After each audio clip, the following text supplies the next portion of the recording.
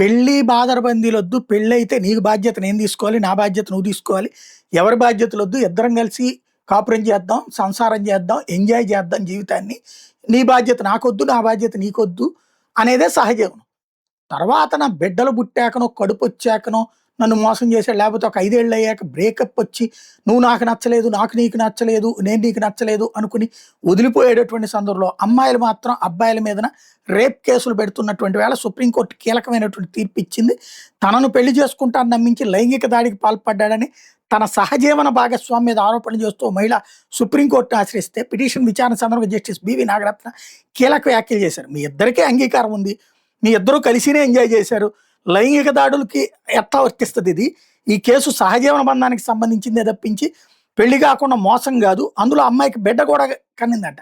బిడ్డను కూడా కన్న తర్వాత ఇప్పుడు అత్యాచారం అని ఎట్లా చెప్తావు అన్నటువంటిది చెప్తూ, అంతకైతే బిడ్డకి ఏమైనా పరిహారం కావాలని అడిగితే ఇస్తాను తప్పించి నీది అత్యాచారం అని చెప్పి మోసపూరిత కేసు పెట్టద్దని తేల్చి చెప్పింది సుప్రీంకోర్టు.